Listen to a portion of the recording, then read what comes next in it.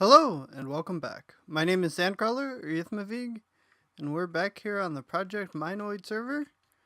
And today we're going to be doing a little bit with Computercraft. I've actually already done it off camera, so I'm just going to show you what I've done and in what it regards to, and we'll also go over the mob farms out here real quick. So let's start off with mob farms. You can see this one is a natural spawner that you get out of the dungeons or Twilight Forest, for example. There's like 3 skeleton spawners in there. There's 1 cave spider. There's a slimy beetle spawner from Twilight Forest in there. And I believe a zombie. Yeah, there's the slimy beetles. So anyways, that's that one. And that one is collecting experience for us in a vacuum hopper, and it sends it down under there. This one over here is a little bit trickier because this one is a cursed earth spawner. So first off, if we look with our wrench, we're going to see that there's a harvester or a grinder back there and some Ender IO conduits. And you can see the little bit of cursed earth down there. I'm not going to open it up actually. I was going to, but I changed my mind. Because usually when I open it up, something explodes and a grinder gets blown up. I've blown up like 5 of them.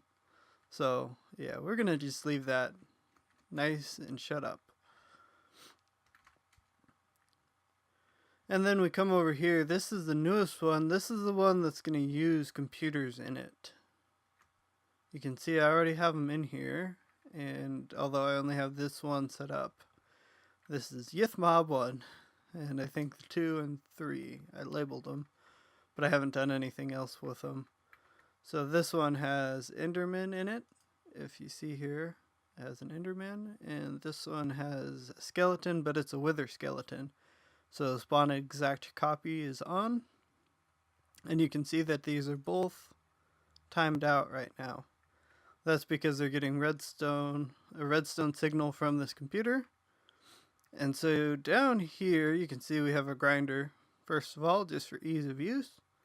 And then we also have an autonomous activator. I haven't got that set up yet, but that'll also farm experience over here. And if we blink back out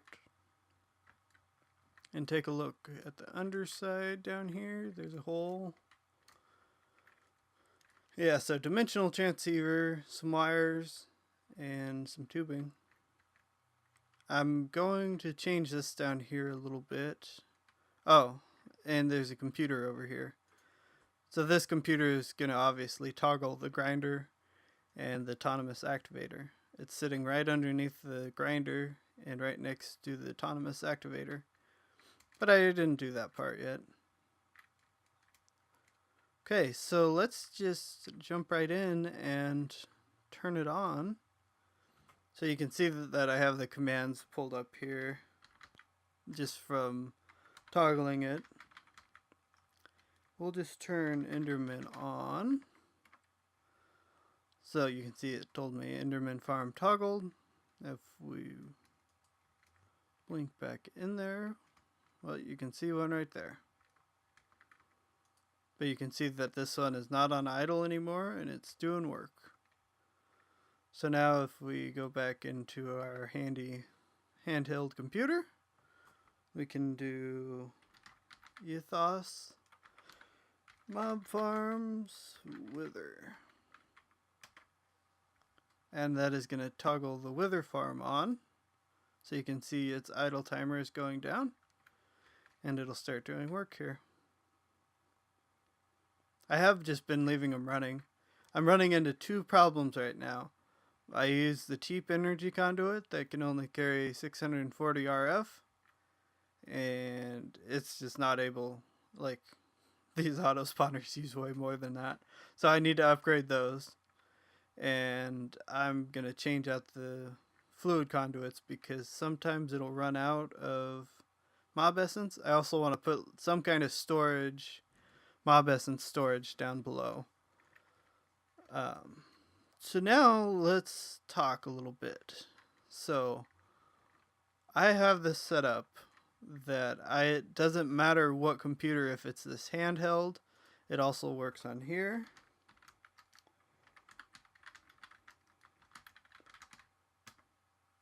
So we can toggle the Enderman farm. So it will toggle, if we blink back in here, this will be on idle. So we can do this from any computer that I put down here. It doesn't matter where we have the computers at. It's going to talk to that one. So how it does this is, you can see the wireless modem here, and those all have it too. And you can't tell on these, but I upgraded this handheld computer with a wireless modem. You just put the two in together, and it will add a wireless modem to the back of the handheld. So that's able to signal everything, but it's actually not talking to those computers at all. It's talking to a computer that is all the way up here. If you remember back to Feed the Beast, the higher that you have computers, the farther their wireless range. So if you put them up here at the top of the world, this is like you can't even place a block on top of this computer, then it has a range of 384. I could be wrong, but 300 something. So what happens is when you type in a command on here, it sends it to this computer, which sends it down to that one. So if we terminate this, because it basically it loops, and we do edit master. So you can see here, if it receives this message, MF1, mob farm 1, and slot 0 for the bottom, then it sends a message to computer 12 with mob farm 1, 0 to tell it to toggle the bottom. Otherwise, right now it just sends, it has an option to send it to here, if that works.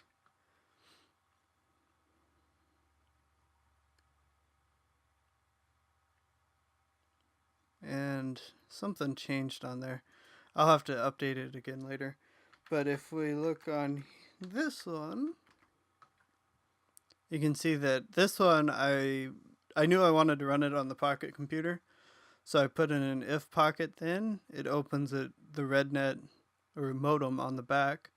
Otherwise it opens on the right. Local inputs is what gets your arguments. Then it just prints them out. But here's where it starts to get interesting is we have, so if input 1 is exactly equal to mob farms, that's like the subcommand. And then it checks to see if it's equal to Enderman or Wither, and that's the message that it sends up to this computer. And the other one is to update. I have an update program, which is what's missing on this one. Yeah, there should be an update clause on here. I don't know what happened there. But I can show you guys that. We'll exit this. And if we do Yethos update, it's going to delete and downloading the OS from Pastebin, connecting to pastebin.com, successful, downloaded OS. So then if we do, we're not going to see a change, but you can see that the program's still here and still works, and it did stuff. I haven't made any changes, so.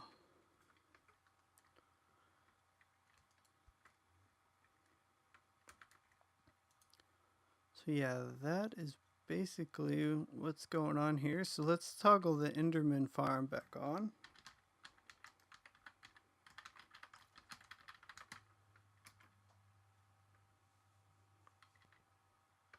Yeah, that didn't do it.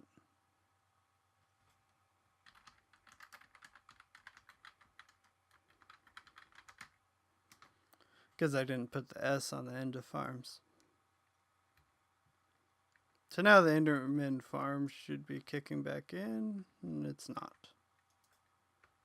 Oh, did I not restart this guy up here? I've been having a little bit of trouble with the computer up here. Yeah, I left it in here. If we just do a reboot, it'll automatically start up. Then we can do that. Which, to make it put in the last line, you just hit the up arrow on your keyboard.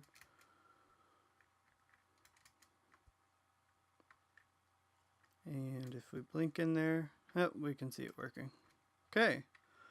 So that's basically what's happening here. And there's still a number of stuff to improve on.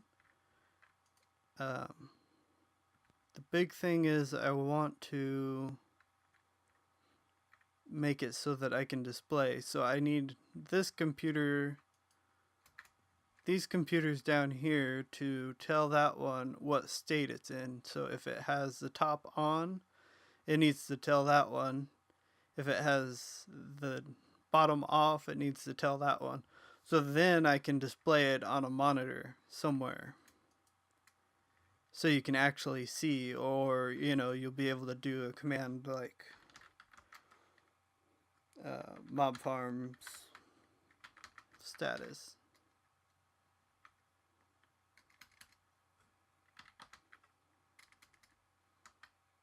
Something like that, which you can see it'll pull up because it's just printing the arguments, but it's not actually doing anything.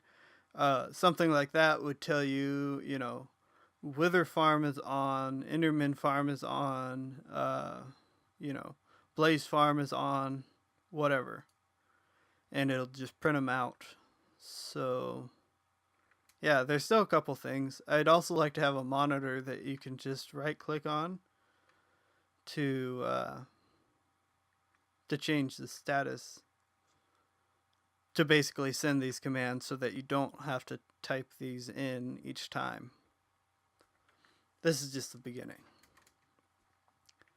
And the potential is that this will control a lot more than just, this mob farm. I'd like to be able to turn this one on and off. Right now it's not possible, but the plan is to make that toggleable at some point here. Right now we don't really have a way to do it. This one probably won't ever have any computers in it. Other possibilities are for tree farms, to turn them on and off. Basically anything that you can turn on and off, I can do with a computer. So, yeah, that's our plan, and I just wanted to do this quick episode. I know it's not, Computercraft is kind of hard to make a video of, because it's 90% of me writing in a text editor outside of the game. Even if I was to write it inside of the game, it's just not that interesting to look at me write code. So we're not writing code on camera. But yeah, we're going to call this an episode here. And thank you for watching. And I will give updates as to the functionality of this in the future videos. And if we do anything big, then we'll probably do another Computercraft episode. But yeah, thanks for watching, and I will see you guys next time. Bye.